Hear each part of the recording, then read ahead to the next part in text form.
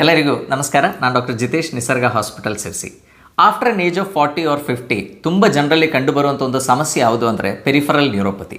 ಇದರ ಲಕ್ಷಣಗಳು ಡಿಫ್ರೆಂಟ್ ಆಗಿರುತ್ತೆ, ಪ್ರತಿಯೊಬ್ಬರಲ್ಲಿ ಕೂಡ ಡಿಫ್ರೆಂಟ್ ಆಗಿರ್ಬೋದು. ಕೆಲವರಿಗೆ ಪಾದದಲ್ಲಿ ತುಂಬ ಉರಿ ಅಂತ ಅನುಭವ ಆಗ್ಬೋದು, ಕೆಲವರಿಗೆ ಪಾದದಲ್ಲಿ ತುಂಬ ಜೋಮ್ ಆಗ್ಬೋದು, ಕೆಲವರಿಗೆ ಇಡೀ ಕಾಲಿಗಳಿಗೆ ಸೆಳೆತ ಅನುಭವ ಆಗ್ಬೋದು, ಕೆಲವರಿಗೆ ಕೈಗಳಿಗೆ ಟಿಂಗ್ಲಿಂಗ್ ಸೆನ್ಸೇಷನ್ ಅಥವಾ ಜೋಮ್ ಅಥವಾ ಉರಿ ಈ ಥರ ಸೆನ್ಸೇಷನ್ಸ್ ಎಲ್ಲ ಆಗ್ಬೋದು. ಸೊ ಇದರ ಮೇನ್ ರೀಸನ್ ಏನು ಅಂತ ಕೇಳಿದರೆ ನಮ್ಮ ಪೆರಿಫರಲ್ ನರ್ವ್ಸ್ ಏನಿದೆ, ಸೆನ್ಸರಿ ನರಗಳೇನಿದೆ ಅದಕ್ಕೆ ಆಗಿರುವಂಥ ಇಂಜುರಿ. ಸೊ ನರಗಳಿಗೆ ಇಂಜುರಿ ಆದಾಗ ಅಥವಾ ನರ ದೌರ್ಬಲ್ಯ ಇದ್ದಾಗ ಪೇಷಂಟ್ ತುಂಬ ಫ್ರಸ್ಟ್ರೇಟ್ ಆಗ್ತಾರೆ. ಯಾಕಂದರೆ ಅವರಿಗೆ ಸರಿಯಾಗಿ ನಿದ್ರೆ ಮಾಡೋಕ್ಕಾಗಲ್ಲ, ಕಂಟಿನ್ಯೂಸ್ ಆಗಿ ಬರ್ನಿಂಗ್ ಸೆನ್ಸೇಷನ್ ಇರುತ್ತೆ, ಏನು ಕೆಲಸದಲ್ಲಿ ಕಾನ್ಸಂಟ್ರೇಟ್ ಮಾಡೋಕ್ಕಾಗಲ್ಲ. ಸೊ ಈ ಥರ ಭಾಳಷ್ಟು ಸ್ಟ್ರೆಸ್ ಡೆವಲಪ್ ಆಗುತ್ತೆ. ಸೊ ನಾನು ಈ ವಿಡಿಯೋದಲ್ಲಿ ನರ ದೌರ್ಬಲ್ಯ ಇರೋರು ಅಥವಾ ಈ ಪಾದದ ಉರಿ ಇರೋರು ಅಥವಾ ಸೆನ್ಸರಿ ನ್ಯೂರೋಪತಿ ಇರೋರು ಯಾವ ಆಹಾರಗಳನ್ನು ಅವಾಯ್ಡ್ ಮಾಡಬೇಕು ಅಂತ ನಿಮ್ಮೊಟ್ಟಿಗೆ ಶೇರ್ ಮಾಡ್ತೇನೆ. ಸೊ ಈ ನರಗಳ ಇರಿಟೇಷನ್ ಅಥವಾ ನರ ದೌರ್ಬಲ್ಯಕ್ಕೆ ಭಾಳಷ್ಟು ರೀಸನ್ಸ್ ಇದೆ. ಬಟ್ ಅದರಲ್ಲಿ ಮುಖ್ಯವಾಗಿರುವ ರೀಸನ್ ಏನು ಅಂತ ಕೇಳಿದರೆ ಸಕ್ಕರೆ ಕಾಯಿಲೆ ಅಥವಾ ಡಯಾಬಿಟಿಸ್ ಮೆಲಿಟಿಸ್. ನಿಮಗೆಲ್ಲ ಗೊತ್ತು, India is the capital of diabetes. And ನಮ್ಮಲ್ಲಿ ಬರುವಂಥ ಪೇಷಂಟ್ಸಲ್ಲಿ 90% ಆಫ್ ದ ಪೇಷಂಟ್ಗೆ ಈ ನರ ದೌರ್ಬಲ್ಯಕ್ಕೆ ಇರುವಂಥ ಮೇನ್ ರೀಸನ್ ಏನು ಅಂತ ಕೇಳಿದರೆ ಸಕ್ಕರೆ ಕಾಯಿಲೆ. ಸೊ ಅದರಲ್ಲಿ ಏನಾಗುತ್ತೆ, ನಮ್ಮ ಬ್ಲಡ್ಡಲ್ಲಿ ಹೈ ಶುಗರ್ ಲೆವೆಲ್ಸ್ ಇದ್ದಾಗ ಅದರಿಂದ ಒಂದು ಆಕ್ಸಿಡೇಟಿವ್ ಸ್ಟ್ರೆಸ್ ಡೆವಲಪ್ ಆಗುತ್ತೆ ನರಗಳ ಮೇಲೆ. ಸೊ ಇರಿಟೇಷನ್ ಸ್ಟಾರ್ಟ್ ಆಗುತ್ತೆ. ಇನ್ನೊಂದು ಏನಾಗುತ್ತೆ, ನಮ್ಮ ಎಕ್ಸ್ಟ್ರಿಮಿಟೀಸಲ್ಲಿ ಇರುವಂಥ ನರಗಳು, ಕೈಕಾಲುಗಳಲ್ಲಿ ಇರುವಂಥ ನರಗಳು ನೀವೇ ನೋಡಿ, ಯಾಕಂದರೆ ಈ ನ್ಯೂರೈಟಿಸ್ ಸ್ಟಾರ್ಟ್ ಆಗೋದೇ ನಮ್ಮ ಡಿಸ್ಟಲ್ ಏರಿಯಾಸಲ್ಲಿ, ಅಂದರೆ ಪಾದಗಳಲ್ಲಿ ಅಥವಾ ಕೈಗಳಲ್ಲಿ, ಹಾರ್ಟಿಂದ ಯಾವುದು ದೂರ ಇದೆಯೋ ಅಲ್ಲೇ ಸ್ಟಾರ್ಟ್ ಆಗುತ್ತೆ. ಸೊ ಅದಕ್ಕೆ ಇರೋ ಮೇನ್ ರೀಸನ್ ಏನು ಅಂದರೆ ಅಲ್ಲಿರುವ ನರಗಳಿಗೆ ಸಪ್ಲೈ ಆಗುವಂಥ ಸಣ್ಣ ಸಣ್ಣ ಬ್ಲಡ್ ವೆಸಲ್ಸ್ ಇರುತ್ತೆ.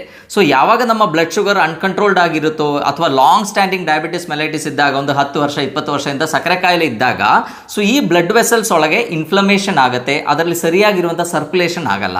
ಸರಿಯಾಗಿ ಸರ್ಕ್ಯುಲೇಷನ್ ಆಗಿಲ್ಲ ಅಂದರೆ ನರಗಳಿಗೆ ಬೇಕಾಗಿರುವಂಥ ಆಕ್ಸಿಜನ್ ಮತ್ತು ಪೌಷ್ಟಿಕಾಂಶಗಳು ಸಪ್ಲೈ ಆಗಲ್ಲ. ಸೊ ಹಾಗಾಗಿ ನರಗಳಿಗೆ ಇರಿಟೇಷನ್ ಆಗುತ್ತೆ. ಅದು ನಮಗೆ ಹೇಗೆ ರಿಫ್ಲೆಕ್ಟ್ ಆಗುತ್ತೆ, ಸಿಂಪ್ಟಮ್ಸ್ ಹೇಗೆ ಡೆವಲಪ್ ಆಗುತ್ತೆ ಅಂದರೆ ಪಾದದ ಉರಿ ಇರ್ಬೋದು, ಕಾಲುಗಳಲ್ಲಿ ಜೋಮ್ ಬರೋದಿರ್ಬೋದು, ಸೆಳೆತ ಇರ್ಬೋದು. ಸೊ ಈ ತರ ಸಿಂಪ್ಟಮ್ಸ್ ಡೆವಲಪ್ ಆಗುತ್ತೆ. ಸೊ ಇದು ಒಂದೇ ಅಲ್ಲ, ಬಹಳಷ್ಟು ರೀಸನ್ಸ್ ಇದೆ ಈ ನರಗಳ ದೌರ್ಬಲ್ಯಕ್ಕೆ. ಅದು ಮೇ ಬಿ ಒಂದು ಸ್ಟ್ರೋಕ್ ಇರ್ಬೋದು. ನಿಮಗೆಲ್ಲ ಗೊತ್ತು, ಸ್ಟ್ರೋಕ್ ಆದಾಗ ಕೂಡ ನರಗಳದ್ದು ವೀಕ್ನೆಸ್ ಆಗುವಂಥ ಸಾಧ್ಯತೆ ಇದೆ.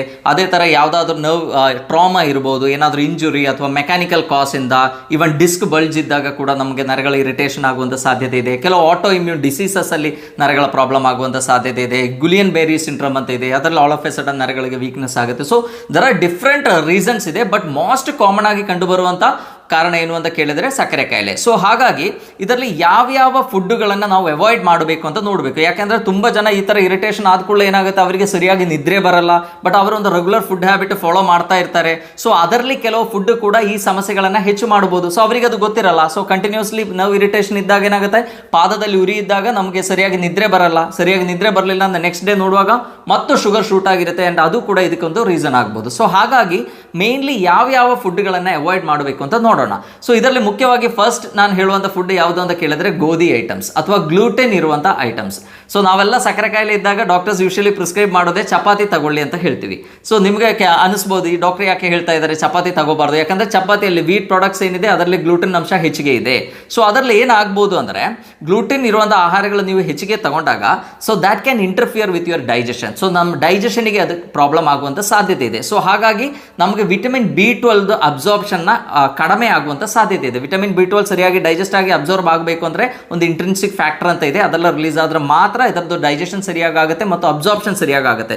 ಸೊ ಯಾರು ವೀಟ್ ಪ್ರಾಡಕ್ಟ್ಸ್ ತಗೊಳ್ತಾರೋ ಸೊ ಅವರಲ್ಲಿ ವಿಟಮಿನ್ B12 ಕೊರತೆ ಬರುವಂಥ ಸಾಧ್ಯತೆ ಇದೆ. ಸೊ ಹಾಗಾಗಿ ಡಯಾಬಿಟಿಕ್ ಪೇಷಂಟ್ಸ್ಗೆ ವಿಟಮಿನ್ B12 ಕೊರತೆ ಇದ್ರೆ ಏನಾಗುತ್ತೆ, ನರಗಳದ್ದು ಇರಿಟೇಷನ್ ಎಲ್ಲ ಬೇಗ ಸ್ಟಾರ್ಟ್ ಆಗುವಂಥ ಸಾಧ್ಯತೆ ಇದೆ. ಸೊ ಹಾಗಾಗಿ ಸಕ್ಕರೆ ಕಾಯಿಲೆ ಇರುವವರು ಈ ಗ್ಲೂಟಿನ್ ಫ್ರೀ ಡಯಟ್ ಅನ್ನು ತಗೊಳ್ಳೋದು ತುಂಬ ಒಳ್ಳೆಯದು. ಸೊ ಮೇನ್ಲಿ ಆ್ಯಂಡ್ ತುಂಬ ಜನರಲ್ಲಿ ನೀವು ನೋಡಿರ್ಬೋದು, ವೀಟ್ ಇರುವಂಥ ಆಹಾರಗಳು, ಚಪಾತಿ ತಿಂದರೆ ಹೊಟ್ಟೆ ಸಮಸ್ಯೆಗಳು ಸ್ಟಾರ್ಟ್ ಆಗುತ್ತೆ. ನಮ್ಮ ಹೊಟ್ಟೆಯಲ್ಲಿರುವಂಥ ಒಳ್ಳೆ ಮೈಕ್ರೋಬಯಾಮ್ಸ್ಗೆ ಏನಿದೆ ಅದು ಒಂದು ಪ್ರಾಬ್ಲಮ್ ಕ್ರಿಯೇಟ್ ಆಗುವಂಥ ಸಾಧ್ಯತೆ ಇದೆ. ಕೆಲವರಿಗೆ IBS ಇರೋವರಿಗೆ ವೀಟ್ ಪ್ರಾಡಕ್ಟ್ಸ್ ತಗೊಂಡ್ರೆ ಇಮಿಡಿಯೇಟ್ಲಿ ಲೂಸ್ ಮೋಷನ್ ಸ್ಟಾರ್ಟ್ ಆಗುವಂಥ ಸಾಧ್ಯತೆ ಇದೆ. ಕೆಲವರಿಗೆ ಅಸಿಡಿಟಿ ಡೆವಲಪ್ ಆಗುವಂಥ ಸಾಧ್ಯತೆ ಇದೆ. ಸೊ ನಾವೇನು ಮಾಡಬೇಕು, ನರಗಳ ದೌರ್ಬಲ್ಯ ಇರೋವರಾದರೆ ಆದಷ್ಟು ಗೋಧಿ ಪ್ರಾಡಕ್ಟ್ಸಿಂದ ದೂರ ಇರೋದು ಒಳ್ಳೆಯದು. ಸೊ ದಟ್ ನಿಮ್ಮ ಡೈಜೆಷನ್ ಸರಿಯಾಗಿ ಆಗುತ್ತೆ ಆ್ಯಂಡ್ ವಿಟಮಿನ್ B12 ಏನಿದೆ ಅದು ಅಬ್ಸಾರ್ಪ್ಷನ್ ಕೂಡ ಸರಿಯಾಗಿ ಆಗುತ್ತೆ. ಸರ್ ನಿಮಗೆಲ್ಲ ಗೊತ್ತು, vitamin B12 is very much necessary for healthy nerves.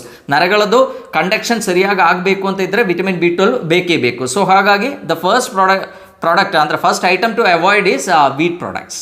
So ಎರಡನೇ ಐಟಮ್ ರಿಫೈನ್ಡ್ ಕಾರ್ಬ್ಸ್, ಅಂದರೆ ಪ್ರೊಸೆಸ್ ಮಾಡಿರುವಂಥ ಫುಡ್ ಐಟಮ್ಸನ್ನು ಆದಷ್ಟು ನಾವು ಅವಾಯ್ಡ್ ಮಾಡಬೇಕು. ಅದು ಮೈದಾ ಇರ್ಬೋದು ಅಥವಾ ಪಾಲಿಶ್ಡ್ ರೈಸ್ ಇರ್ಬೋದು. ಸೊ ಈ ಥರ ರಿಫೈನ್ಡ್ ಆಗಿರುವಂಥ ಕಾರ್ಬೋಹೈಡ್ರೇಟ್ ನಮ್ಮ ಫುಡ್ಡಲ್ಲಿ ಇನ್ಕ್ಲೂಡ್ ಮಾಡಿದರೆ ಏನಾಗುತ್ತೆ, ಅದು ಸಡನ್ ಆಗಿ ಬ್ಲಡ್ ಶುಗರ್ ಶೂಟ್ ಆಗಲಿಕ್ಕೆ ಒಂದು ಕಾರಣ ಆಗುತ್ತೆ. ಸೊ ಹಾಗಾಗಿ ನರಗಳಿಗೆ ಅದು ಇರಿಟೇಷನ್ ಆಗುವಂಥ ಸಾಧ್ಯತೆ ಇದೆ. And at the same time ಏನಾಗುತ್ತೆ, ನಿಮಗೆಲ್ಲ ಗೊತ್ತು, ಹೈ ಗ್ಲೂಕೋಸ್ ಲೆವೆಲ್ ಬ್ಲಡ್ಗೆ ಬಂದರೆ